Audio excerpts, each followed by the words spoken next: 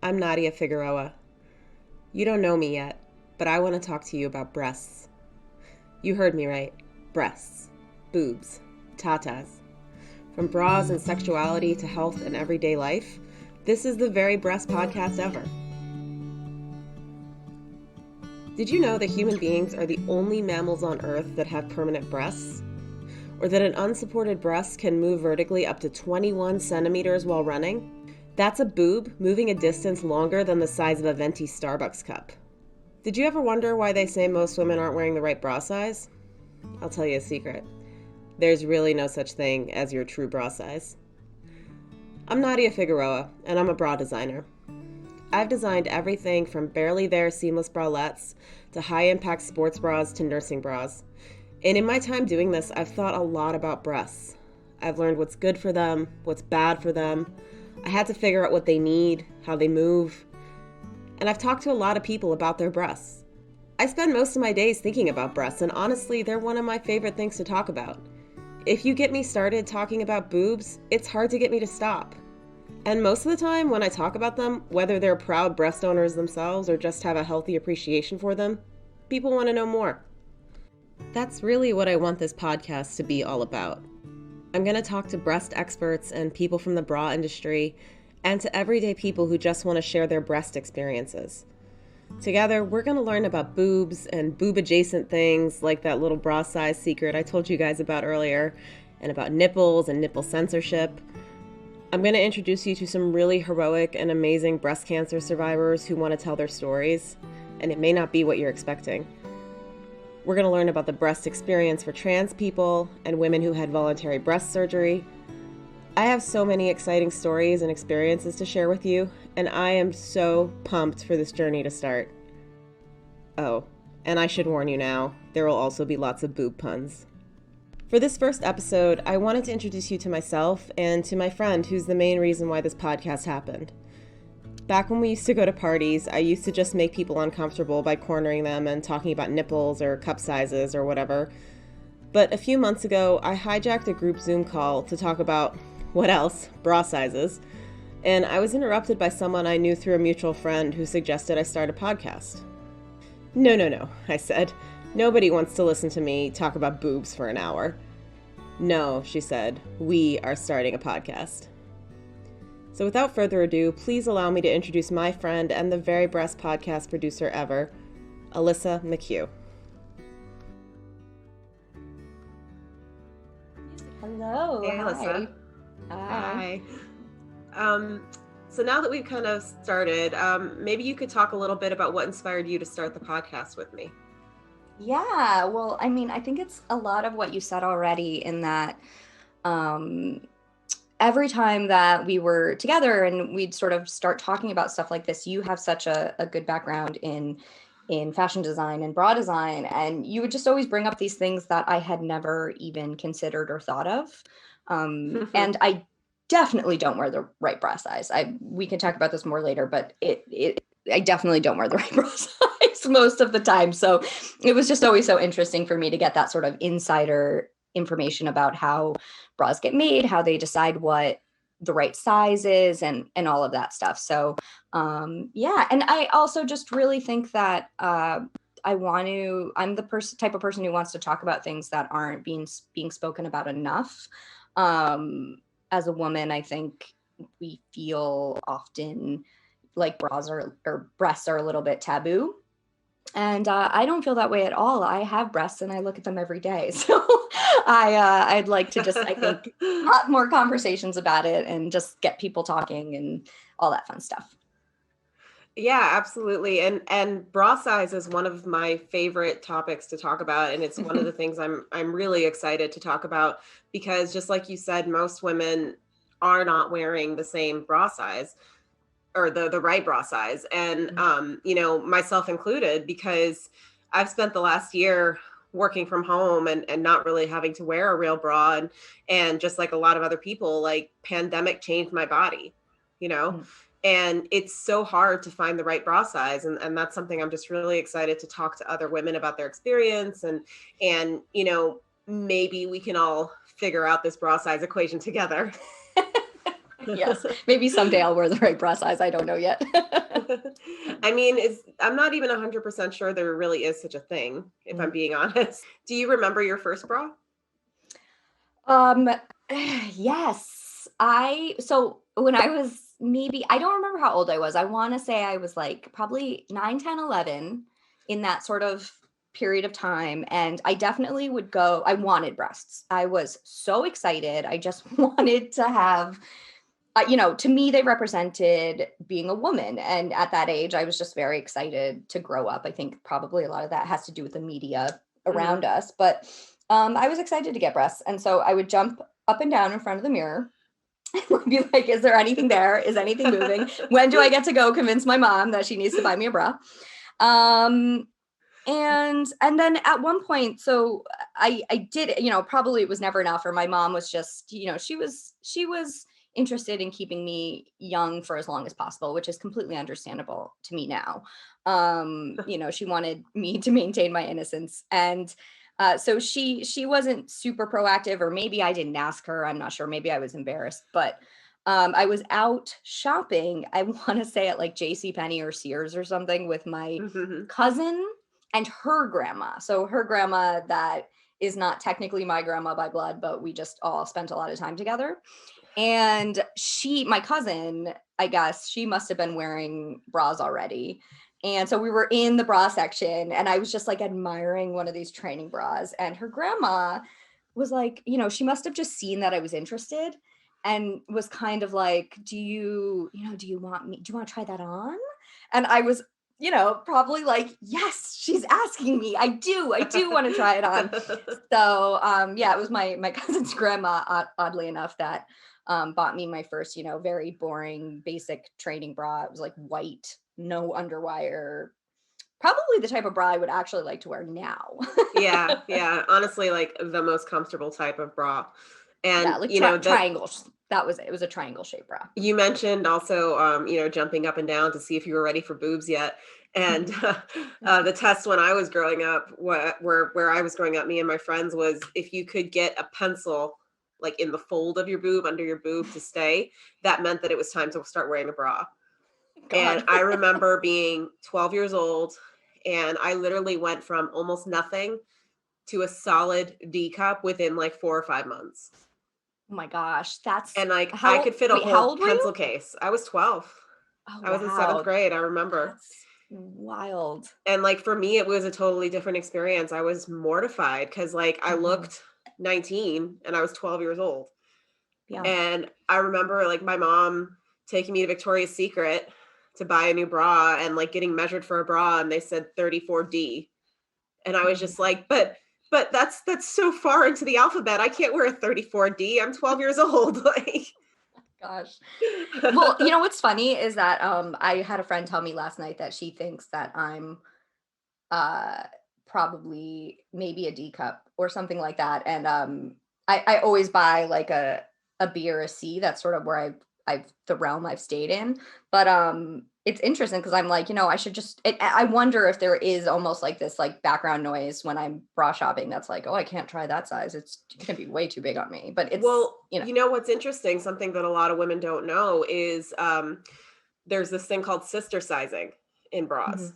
So basically if you were to look at like a bra size chart, like if you just Google one, you'll see that it's usually done in like a grid. And what Mhm. happens is different bra sizes share the same cup. So like a 34C and a 36B have the exact same cup, same manufacturer, same size, no difference in Oh, quality, exactly the same cup. So that's why you can like be comfortable in a 36B or a 34C or whatever size you are, right. because it just depends on how you feel in it. They're called sister sizes basically. And I'm going to interrupt myself here. I am kind of oversimplifying the concept of sister sizing. While some bra companies do it the way I explained, it's actually a lot more complicated than that. Big surprise, right? So, it's not just a matter of one size corresponding directly to another. Sister sizes actually refer to a whole family of sizes. It comes back to the volume or capacity of the cup. Literally, I'm talking about how much boob the bra cup can hold. We're going to go a lot more into the American bra sizing system in our next episode, but basically when it comes to sister sizes, this is how it works. Let's say you try on a 34C bra cup, and then you try on a 40C bra.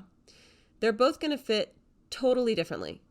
The 40C is not just going to be bigger around, it's going to have a way bigger cup, even though they're both technically C cups. As the band in a cup size gets bigger, the cup volume increases, meaning the cup gets bigger.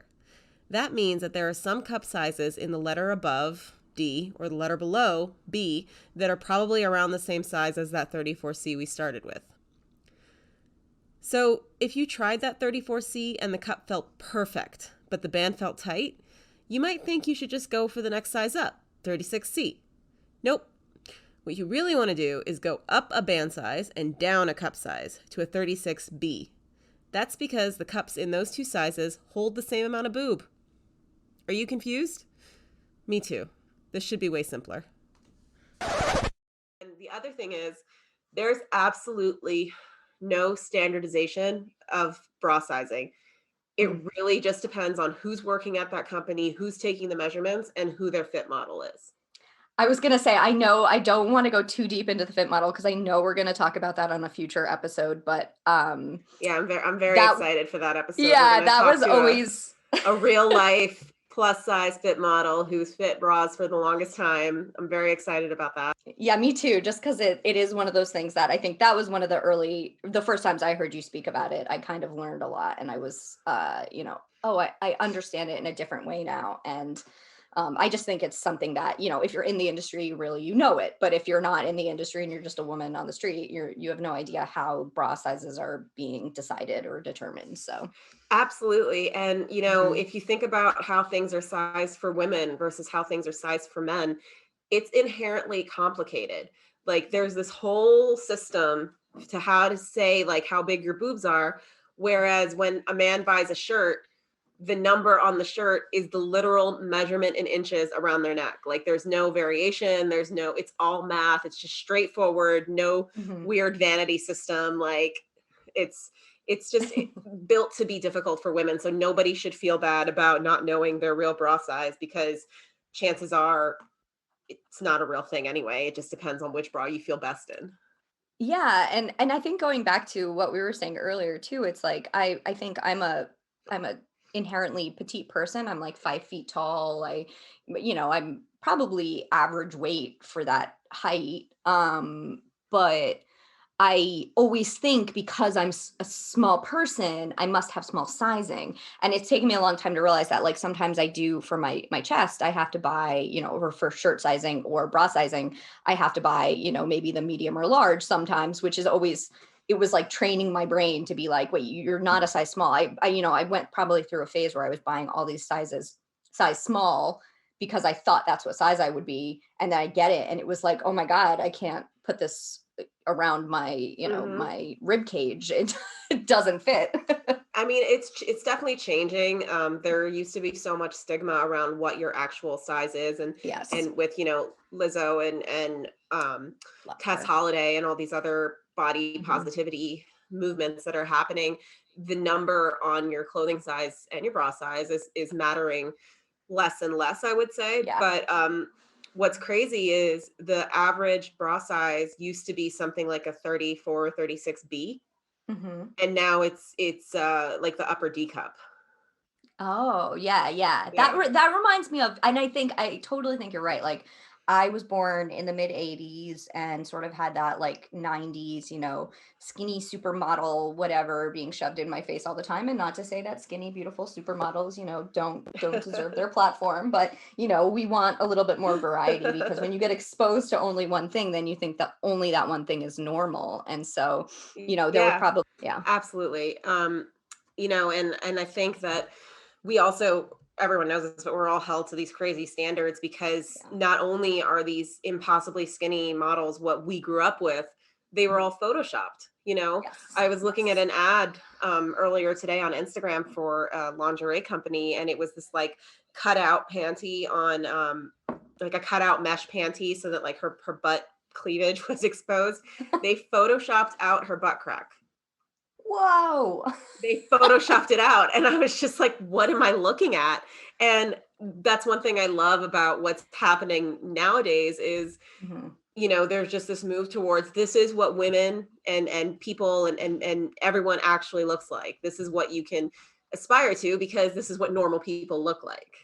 Yeah, and using these platforms, I think, to just say like, look, I'm not gonna Facetune every image I have. I totally understand Facetune and Photoshop to some extent and wanting to present your best self. I work in PR and marketing and communications, so I think about stuff like that. But at the same time, it's so wonderful to just see so much more authenticity and people leading with that out there. And it gives you, you know, a Absolutely. sense of comfort, especially for I think for young women and young girls who are growing up and what they see matters.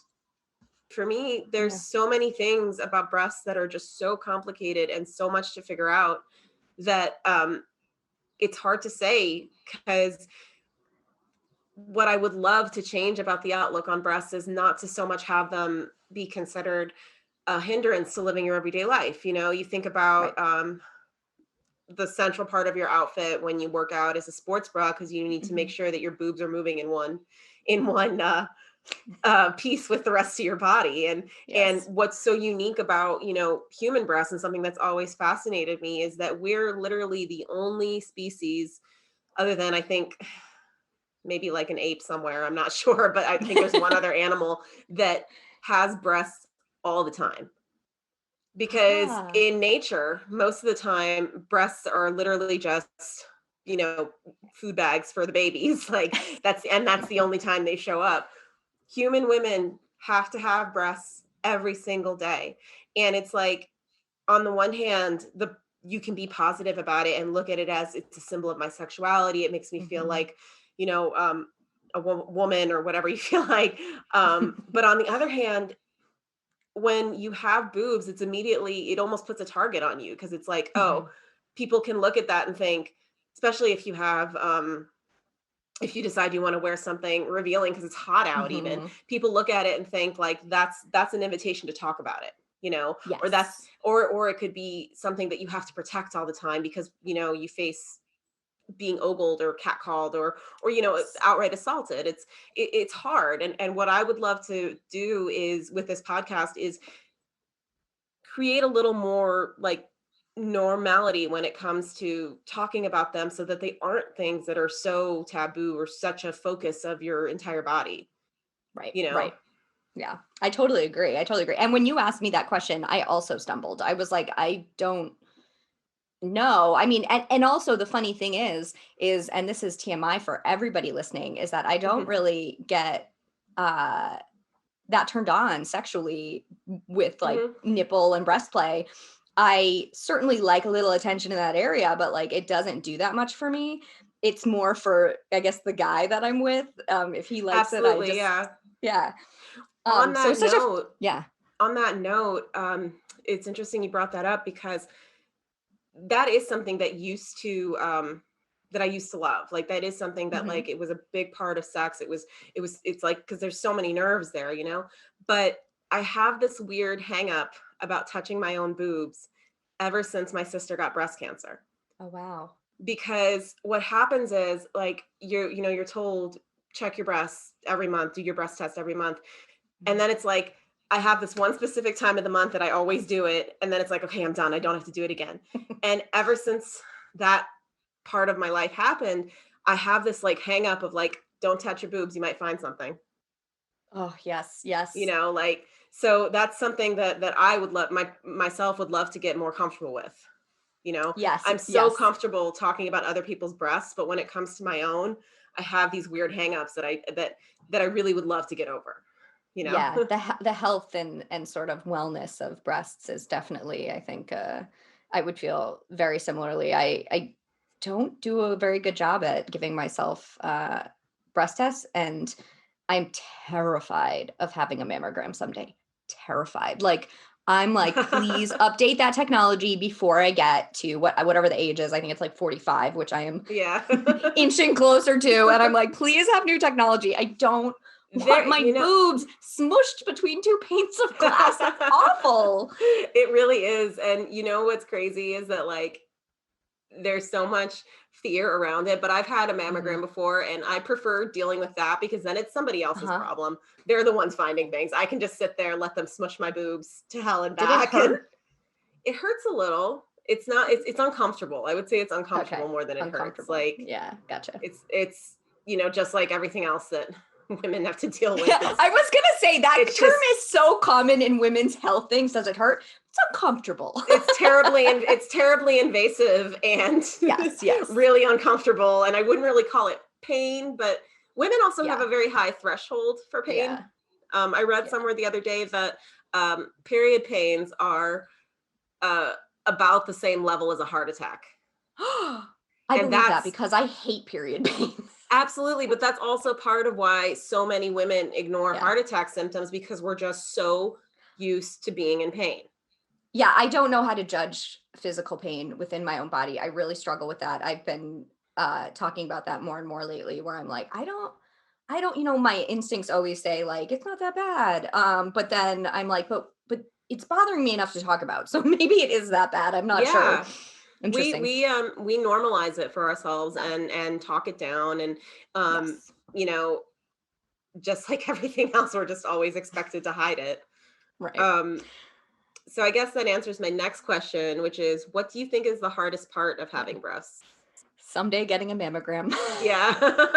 Change my answer like the least to nipple hair. Yeah. God, why is there hair growing around my nipples? I hate it so much. And And it is why is this it so dark? That's my other I question. Like know. It is like it is one of those things that I absolutely want women to be talking more about that because for a long time I thought it was so gross. I was so weird. I was like, my boobs are ugly. I have to hide it from men. I'm always like, do I pluck it? Do I shave it? Like, how do I get rid of this nipple hair?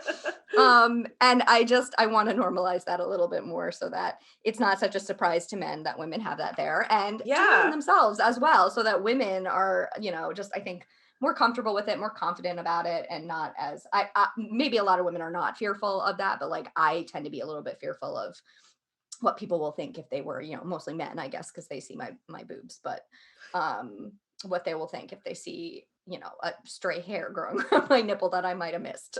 It's funny because they don't it used to be you didn't talk about that. Like you never saw any representation for weird body hair or anything. And Yeah, even the term weird body hair is not really fair because literally everyone has it.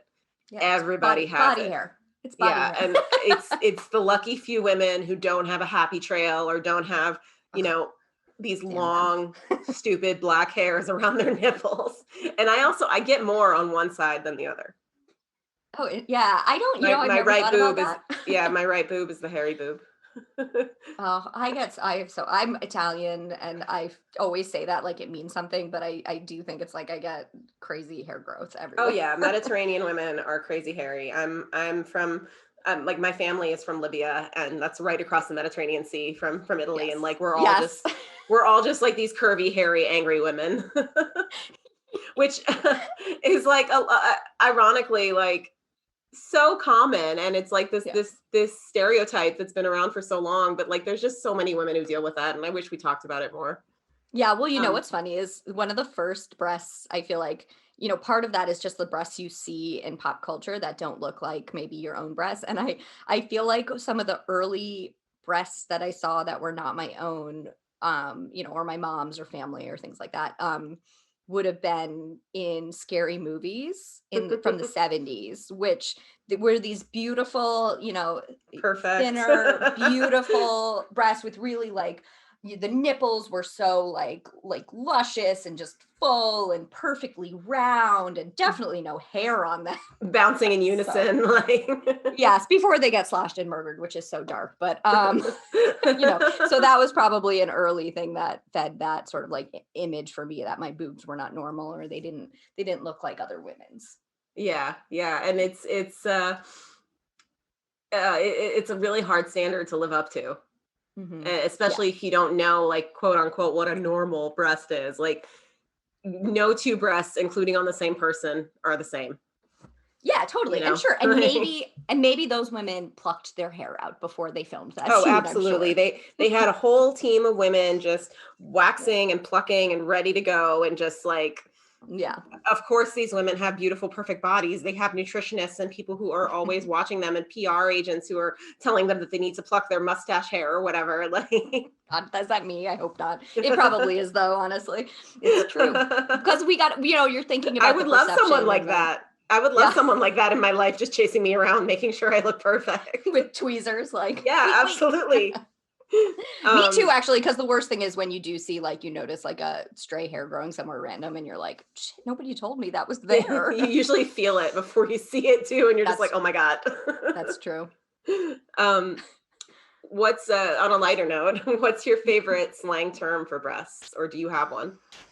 I don't know. I guess I've called my breasts the sisters sometimes, but that's like this, it's sort of a more casual way of being like, well, the sisters are in my way, or the sisters didn't fit into that Are outfit. they They didn't your look good. sisters, or are they each other's sisters? I think they're each other's sisters, but I only have brothers and no sisters, so maybe that was subliminal, me being able to be like in the company of women when I didn't have a lot of it. But yeah, definitely that. And maybe tits. I like the word tits. It's sort of a dirty word, and I like a little like grungy, dirty like tits. Yeah, I think if I'm gonna refer to them as something other than boobs or breasts, and to be honest, I very rarely ever actually use the word breast in everyday conversation. Same. Tits is probably, in my opinion, the best one, because tits is like serious. Like, tits is like, Yeah. I'm here to do business. I've got glasses on. I have a clipboard in my hand. I'm serious. I'm tits. Like, Yes. everything Tits else out. just, yeah, everything else either sounds medical or babyish to me. I'm just not crazy Yes. about, like, I think my Slang. least favorite word for breasts, other than the actual word breast, is probably boobies. Oh yeah. It's Like, I very hate when people childish. call them that. Yeah. Or titties. Yeah. I don't like the word titties either. Yeah, same titties. Ugh. I don't like most slang terms. I think like I have the list of like least favorite is way longer than the list of favorite. There's a lot of weird ones out there that I will wince if I hear them being used. It's just like, ugh, why'd you choose that word?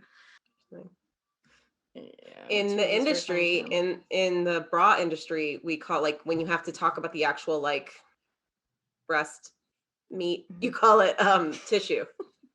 That makes sense. So like if a cup is like a bra cup is like cutting your breasts, you say, oh, it's really cutting into her tissue, or her tissue's Yep. not quite meeting the underbust seam, or something like that. I did hear someone call it boob meat the other Yeah, that day. I like was like when you said that for a second, I was like, it's so true, but it's also so strange to hear and think about.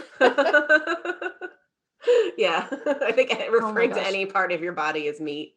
What other things are you hoping to hear about from our podcast? We've talked about bra size, we've talked about breast cancer, we've talked about sexuality of breasts. Is there anything else that you're kind of curious about or hoping to hear about?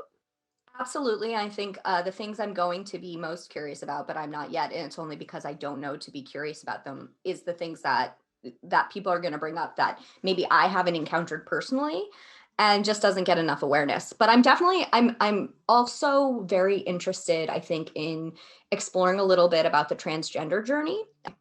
And yeah, absolutely. And there's things that we just haven't been exposed to. I'm privileged that I grew up without really having to answer questions like that. But there's things that I want to know, and like I need, Mhm. and I'm very excited to talk to people who have that experience. And Yeah. we've got a whole host of topics that we're going to cover that people didn't even think about. Everything from nipple censorship Mhm. to breast reconstruction surgery to breast cancer, like we mentioned. We're just really excited to answer all of your breast questions. Yes, and dig into some of these stories and personal experiences. I think it's going to be so interesting. I'm also very excited to have your mom on the show at some point Oh because I yeah. just want to give your mom a shout out because she is such I only met her one time and she just I mean like I remember her and I'm excited to hear more of what she has to say. She's just such a smart and interesting woman and has Oh lived yeah. I think a very interesting life. So I think she'll be a fun person to hear from in particular on the show. So thank you so much, Alyssa, for joining me on this journey. I'm My so pleasure. excited to go on it with you and talk about all things breast related. The Very Breast Podcast Ever was written, produced, and recorded by Nadia Figueroa and Alyssa McHugh. Cover art by Alyssa McHugh. Opening music by Margaret Tran. Check her out on Spotify. For episode transcripts and sources, please visit our website at theverybreastpodcastever.com. Do you have questions? Corrections? Do you want to tell us your breast story? Get in touch with us on Instagram at theverybreastpod or email us at theverybreastpodcastever@gmail.com. Thanks for listening. Now go out and make today the best day ever.